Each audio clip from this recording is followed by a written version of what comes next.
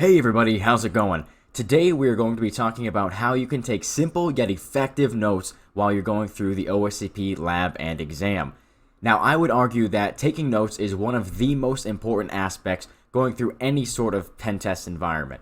Because if you cannot show at the end of a pen test how you exploited something or what was vulnerable, then it was essentially useless, right? Clients are paying for a report. They want to know how they can better secure their systems. So, when you're going through the OSCP, it is vital to take adequate notes. Now, there's a fine line between taking good notes and simply scrawling down every command that you run, because if you just write everything down, then it's going to be very hard to go back efficiently enough to find out exactly what you did and replicate it. So let's talk about note-taking tools. Now, there are a lot of tools that you can use to take notes during this stuff, but what I would recommend is using Microsoft OneNote. So I actually use OneNote for taking notes in all sorts of environments. I use it for Hack the Box and OSCP, so on and so forth. I think OneNote is great because not only is it free, but you can access it over the cloud. So that way, if you ever have a situation where, God forbid your local machine gets corrupted or something happens to your local copy of notes, you're not going to lose it. Now, that might sound far-fetched, but it does happen, and you would be distraught if you went through your OSCP lab or exam and at the end of it, all your notes got erased. It would be awful. So I would recommend using something where you can take backups and it's stored in the cloud automatically, such as OneNote. Now, I also love the layout of OneNote. What I tend to do is have a one notebook for, I had the OSCP lab or the OSCP exam, and then I create new sections for each box and a section for notes. Now, the section I use for notes, I like to keep the commands in here to display the proof.txt once you finish a machine. So that's similar to like the root.txt if you're familiar with Hack the Box. Basically, it is your proof that you actually rooted the machine. So this is usually the command that you end up running for Linux machines, and here's the command you end up running for Windows machines. Now, there might be little discrepancies if there aren't certain binaries on the machine, but this is what you need to run. You have to be able to show the host name, the user that you are running as, the actual contents of the proof.txt file, and all the IP information of the machine. So I like to keep that all written down in a note section so I can reference it easily. Now, also in the note section, I like to add a page of useful commands. Now, this is really just dependent on user preference. For me, these are things that I went to use often and that I found helpful for me. They were things that were easy for me to forget, and quite frankly, when I wanted to use it, I'd rather just copy and paste it from my notes than go and Google it every time. So, I have things for looking for database configs, grepping ports from Nmap reports, PowerShell execution bypass, so on and so forth. This is a section where you should just be jotting down notes that you'll never really put in a report, but as useful commands for you to reference later. Now, if we were going to go ahead and start taking notes on a machine, what I would do is I would create a new section here, and I like to name the section the IP address of the machine. The machine that we are going to be attacking to practice taking notes has the following IP address, and then I would just name the first section with that IP address as well. Now, what I like to do is name every section by the machine's IP address, and then once I actually root the machine and complete it, I'll add the host name to there as well. That way, as I'm scrolling down through all the lists of machines, because you'll get into the dozens of machines that you've completed, you can easily tell which ones you've completed or which ones are still a work in progress. So the first thing that I would do is add a new page for Nmap. So I like to add a new page for every single tool that I use, and then we'll end up using this main page up here to just jot some notes down for ourselves for the attack path that we ended up taking. So the first thing that we're going to do is pull up our Kali VM, and what I like to do is make a directory to contain all of the boxes that we're going to attack. So you could call it, boxes or whatever you want to call it. Oh, I guess we already have that one existing, so we'll just call it machines. Now, in this machines directory, let's see, we're not going to have anything in there. Now, the IP address that we're attacking ends in 73 as the last octet. So I'm going to make a directory called 73, and we're going to cd into that. Now, the reason that we keep a directory for each box individually is that we can use this as a working directory to keep all artifacts in. So all the output of every script that we run, all exploits that we try, so on and so forth. So that if we end up losing some of our notes, we can go back to this directory and reference some of our material from there. So really, it's just about having redundancy in your notes. So what I would do is create an Nmap directory. We'll cd into that, And now we can actually run our nmap command. So we're going to do nmap, all ports, we'll run the standard scripts, service version, and all output formats. We'll name those files TCP all ports. And then here is the address that we're going to be attacking. Alright, and now that we've got that back, you can see that once we do an ls, we have all these different files here. So we have a greppable output, we have the raw nmap, and we have an XML file. So we have different ingestible formats for the ports that are open and the services that are running.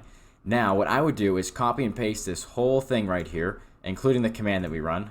We'll just copy it. We'll go back to our notes and paste the whole raw output in there. So that way that we can reference the nmap scan, see exactly what it did, and we don't have to end up running it again ever. Unless, of course, we want to add more flags. Now, this can save you a lot of time because, of course, the exam is timed. So you don't want to end up losing your nmap scan, which could take, I don't know, 10 minutes, and, have to run that again. That's 10 minutes of your time that you've lost. So we'll put this nmap scan in here, and now we have that in our notes for reference. So you might be wondering, why are we copying pasting this terminal output instead of simply taking a screenshot?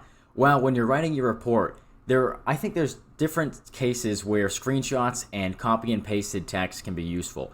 Personally, I think that this copy and paste scenario looks a lot better when you're writing your report because you can format it into a table with like a nice background color. They actually give an example of doing something similar to that in their example report.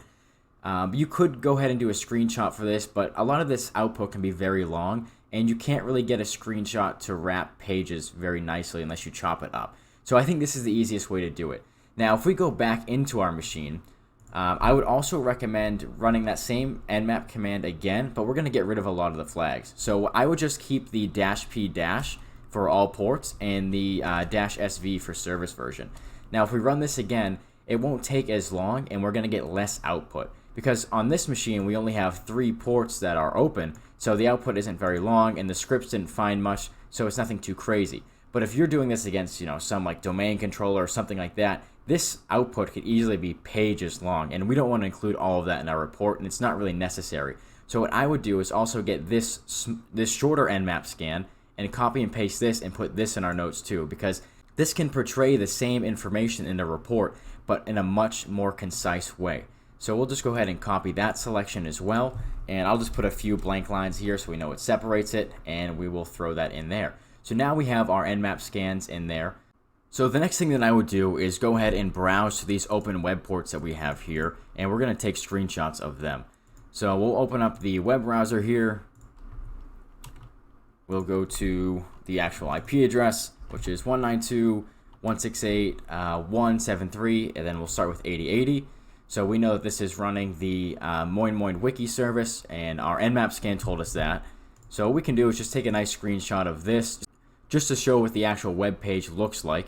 This can be useful to reference later in a report if you want to show that you discovered a web service, but it's also good just to have on file for you to recognize it. So we'll take a screenshot of that, and we'll create a new section. We'll just call it Moin Wiki, and then we can paste a screenshot in there. Now what I would say is just put a quick little note in here like landing page, and then we'll paste in the screenshot. Now it doesn't look too great in your notes, but it's at least an image that you have in there that you can reference later, or just slap it in the report. Now I would do the same thing for port 80. Maybe just create a new tab here. We'll call it, port 80. You can always change these later depending on if you discover new services on them. But what we'll do is we'll go back to the VM, back to port 80, and then we will take a screenshot of this. So we can just grab exactly what we need. Now I would actually recommend disabling these bookmarks or toolbars that you have here. They don't really look nice in screenshots. It's something I haven't disabled it yet, but I definitely would recommend disabling it so you don't have that extra noise in your screenshots. You want them to be as clear and concise as possible. So let's see. Ever pasting that in? Try it again. Perfect. So the next thing that we're going to do is try to find some exploits for that Moin service that we found running. So what we're going to do is just type in search exploit, and then we'll type in Moin. Alright, so now we get some example exploits here, and based on the walkthrough I've already shown, we know that this is the proper exploit that we're going to be using. So what I'm going to do is actually take a screenshot of the search exploit page. So we'll take a screenshot of this. Also, you make sure that you include the command that you ran in there, and we'll just take a full screenshot of this. Now, when you're taking screenshots of the terminal, make sure that you don't have any transparency in there, because if you are taking a screenshot of the terminal and you can see the background of it and web pages in the background or the Kali logo, it looks really sloppy. So what you should do is go into File and then Preferences and turn this transparency, both of these, to 0. That way you don't have any transparency in the panes. But yeah, we'll go back to this screenshot, we'll copy this, open up our notes, and let's create a new page for search exploit. So we'll create this and we'll paste in our screenshot. So now this is a good thing we can reference in the report. And now we can also note the exact one that we ended up using, which was this one right here. So we can try to find this on Google and then paste the link in our notes. So we'll look up, exploit DB, and then this file. Perfect, and we get that pulled up right away. So I would also, put the link to this exploit that we use in here as well. So we'll say exploit link and paste that in there. Sorry for the copy and paste error. Sometimes it gets a little screwy going from VMs to my host machine. So there we go. Now we have this that we can actually reference to, have the exploit code in there. So I would create a new page again for the exploit code. So we know that we have to modify this exploit code, again, as that's something I covered in my previous video. So what we can do is we'll take this exploit code. Let's view the raw version of it. Let's see. So we will view the raw version. I'm just going to copy and paste all of this. We'll call it exploit.py. Perfect. So we have exploit.py in there. Let's make sure that we give it execute permission so that we can run it. And now let's go back into exploit.py, and we know that we have to change some of the actual text in here. Let's see where we had to change it. So we know that the line that we need to modify is right here. It's line 154. We change this regular expression to be just from an ampersand target to be ampersand AMP semicolon target. So we can actually write that change in here. This was the exploit that we were actually using to exploit the box. Now, since we have modified the exploit, what we're going to have to do is take note of that modified exploit code. So let's cat exploit.py. We'll copy and paste all of this code here, and we will put this into our notes. So when you're going through the OSCP, you do need to take note of the modified exploit code. So if you make any changes to it, you do have to note what the changes are so that they can replicate it. So let's go ahead and find exactly the spot where we modified it.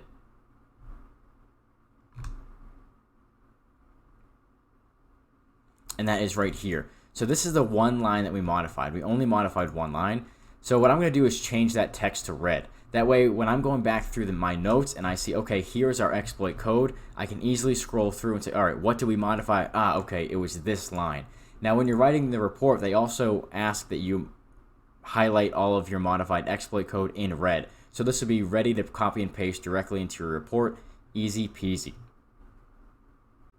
So now we're at the point where we're actually going to pop the exploit that we had just modified.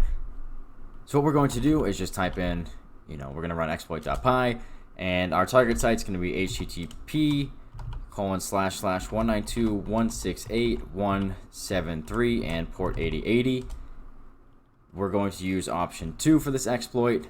Our IP that we're connecting back to is 192.168.1.169, and on port 80, actually we're going to do port 443. All right, and then all you have to do is press enter. So we've successfully ran this exploit. Now what I'm going to do is just copy and paste all of this output here, including the command that we ran, and we will put this in our notes. Now I would put this under the Moin wiki section because that's what we were actually exploiting. I'll put a quick note in there saying running exploit from exploit DB, and we'll hit enter, and I'm gonna put a tab in here. So I kind of like to have everything, you know, where you have like a quick note of what you did, and then tab, and then what you actually did, right? So like running a script or whatever you did, entering a command. So I'm gonna highlight this in red because it's a command that we ran.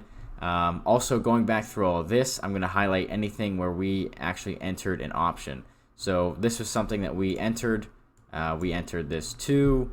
The IP is something we entered the terminal, and along with the port. So now we can go back through here and see exactly what we did while we were interacting with the script. Now, in order to catch our reverse shell, we're going to go back to our vulnerable VM. We're going to run sudo netcat-lvp443 so we can set up our netcat listener. And this is the address that we have to browse to actually have the exploit work. This will give us a bash reverse shell. So if we press enter, we should get our reverse shell on port 443. Awesome. Now this is where a lot of people tend to get really excited and they'll start just jumping into the box and, you know, going for that priv-s, getting that flag. But I would stop and start to take some screenshots of what you just did. So what we're gonna do is actually just copy this URL and go back to our notes. So we'll go back and we'll say browsed to this URL. So here's where we actually browse to. And we can include a screenshot of that for reference. It definitely cannot hurt to add that screenshot in there just to show that we have this page here. You might not end up using this in the report, but it's always better to have not need than need not have. So that we'll put that in, and then here is our reverse. We'll say, you know, received a reverse shell on port 443. And then what we're going to do is go back to our VM, and we will copy and paste all of this output, and we can even just put a who am I in here. I know it says, you know, who we are, but it can be helpful. So we'll copy that.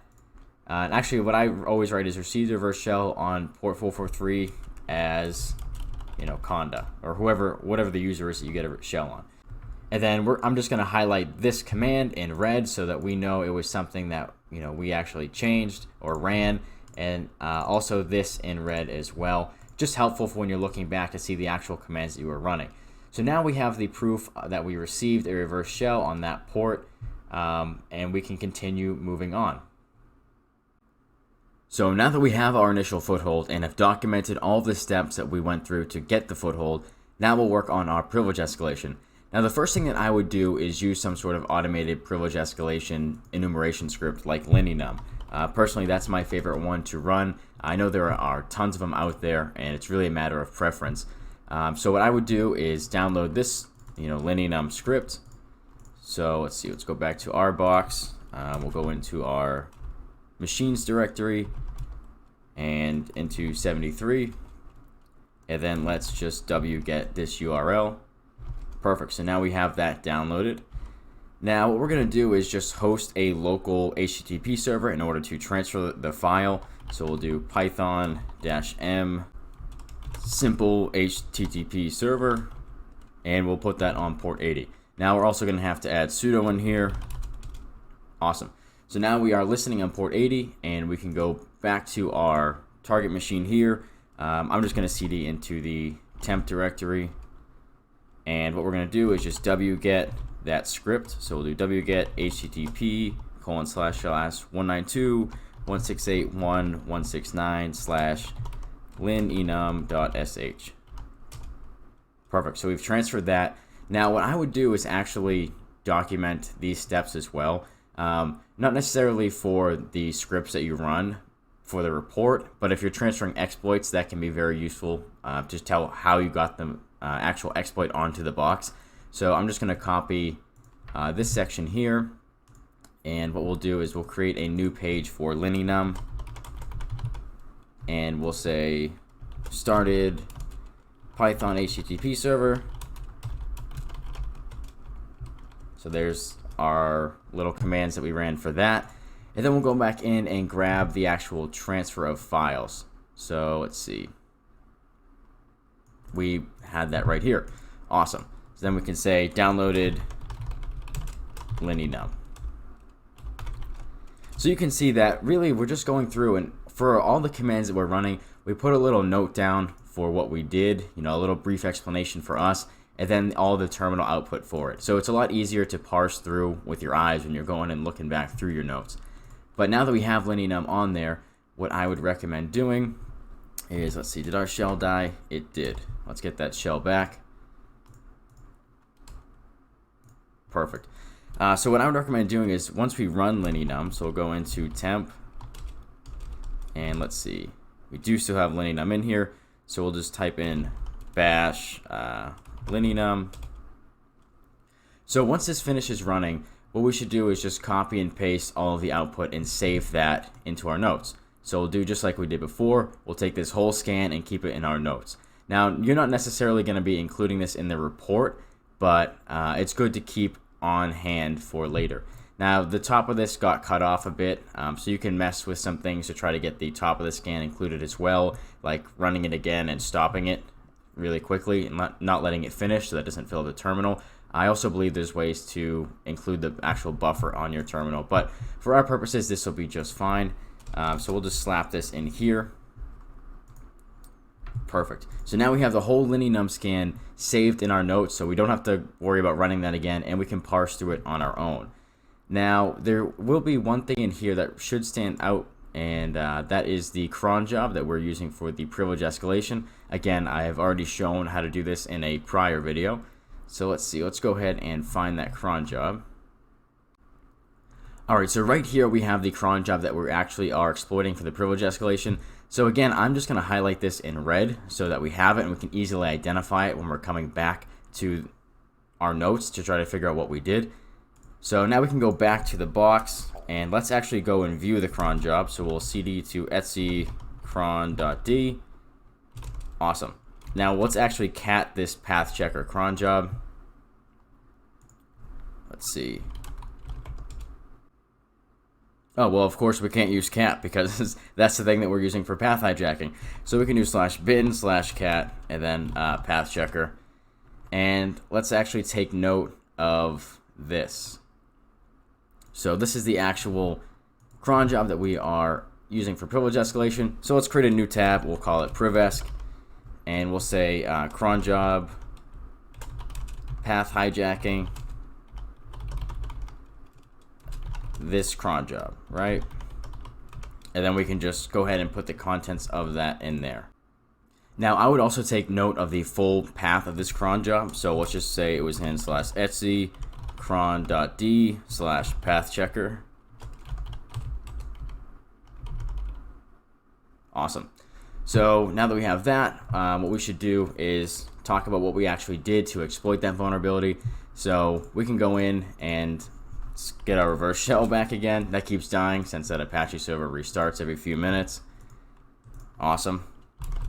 So we'll go back to etc cron.d. Actually, we need to be in /user local bin because that's where we actually wrote the cat binary to. So we can see that we are able to put that cat binary in there and perform the path hijacking. I would take note that the directory was actually writable, so we can perform an ls-la in here, and then we'll do a pwd so we can show that we are in this directory and that it is in fact writable. So we'll say that user local bin was a writable directory, and then we can put those commands in there just so we have that. This could definitely be something that is useful to include in the report when you're writing it, because that's how we performed the path hijacking. And then next thing we can do is, let's see, we have the malicious cat binary that we put in here, so we'll actually cat this out. So let's see, we'll do /bin cat and then cat. So we can show that the contents of the malicious cat binary that we had created. So we'll copy this and we'll also put this in our notes. So we'll say contents of malicious cat binary. Perfect. And then the last thing that we had to do was add execute permission to this binary. So let's do change mod +x and then to user local bin cat. Perfect. And then we'll just take note of this, because when somebody's going to go through and replicate the vulnerability, you're going to want to make sure that they know exactly what you did. Do not leave any steps out. Even something as simple as just changing permissions like that is vital to include. So let's go ahead and we'll say added execute permission to malicious binary. We'll say malicious cat binary. Perfect. And then we will paste that in there. Now, for some of these, you could definitely include screenshots as well, but I believe in the OSCP report template, they ask that you have all the exploits in a copy and paste kind of replication style. That way, whoever's trying to, grade your report or replicate it can just go through and copy and paste all these commands and exploit it. So really, you should be giving them like a plug and play solution to the machine, right? But now, yeah, so we have this. We have our privilege escalation set up. Now let's go ahead and listen on port 53. So we'll do sudo, let me make this bigger for you. We'll do sudo netcat-lvp 53.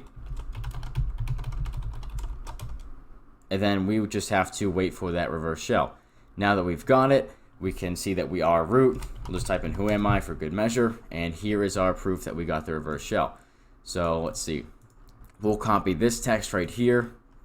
And we'll say after the cron job ran, received a reverse shell as root on port 53. And then we have that. Perfect. So that covers the entire privilege escalation situation. So if we look back at our notes for the privilege escalation, we can see first we start off with linenum. So we include how we transfer linenum on there. We don't have the full report in there, the full linenum scan, which I would recommend getting, right? We didn't go through just to save time in this video, but you definitely should include the entire scan in here. We went through and highlighted the useful part for what we actually use for the privilege escalation. And then in our PrivEsc tab, we have all the steps in here for the things that we did in order to escalate our privileges. So here is the actual cron job that we were able to exploit. Here's the writable directory in the path, the binary that we were able to hijack, so on and so forth, all the way up until we got our reverse shell as root. Now the final thing that we have to add is actually the proof.txt. So let's create a new page. The last page, the best page, is proof.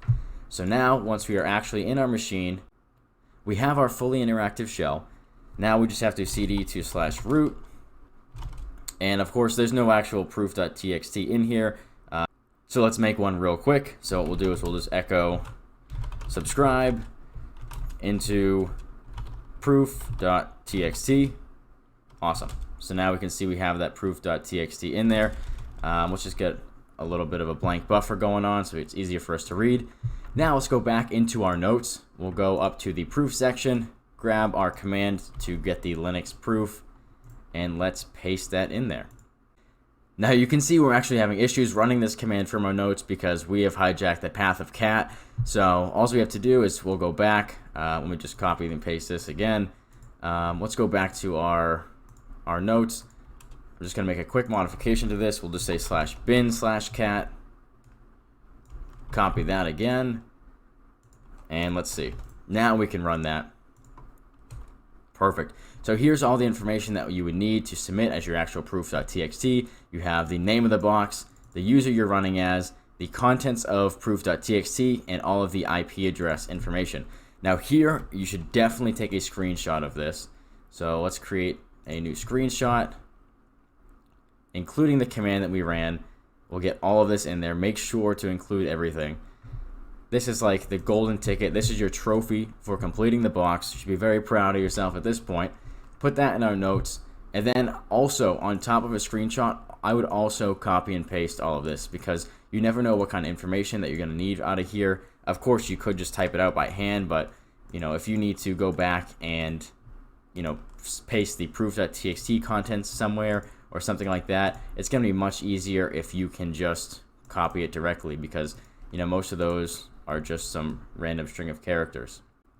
Awesome. So now we have all of this stuff in our notes. Now, the final thing I would do after you get the actual proof.txt is I would go back up to this main page and we'll jot down the attack path that we use just to give a brief overview, because sometimes you'll have tools and things in here that you didn't actually end up using in the final exploit. You know, say we ran a Nikto scan or a Durbuster scan, but it wasn't useful. I would still keep that in your notes for reference later, but you might not need that in the report. So what we'll do is we'll say we were able to exploit and RCE in moin wiki from exploit.db, and that gave us a reverse shell as the conda user. And then from there we were able to privesc through path hijacking, a root cron job, and that ended up giving us a shell as root. So that should complete our notes.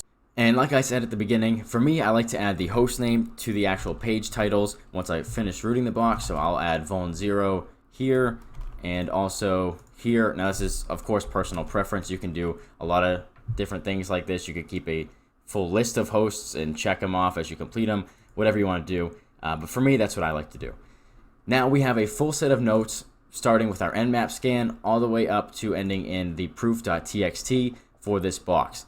Now you can go through and replicate all these steps, and personally what I would do is in that last hour of your OSCP exam, say that you've already passed. If you know that you've passed, you have enough points, take that hour, go through all your notes and replicate your exploit step by step. There really shouldn't be any commands that you're running in the exploit path that are not documented in your notes.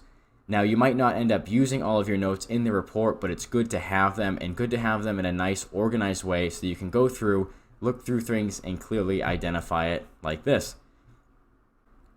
And that is all I have for you today. I really hope this helps you as you're going through your OSCP journey. Good luck going through that. If you found this video helpful, please leave a like and subscribe down below, and I will see you next time.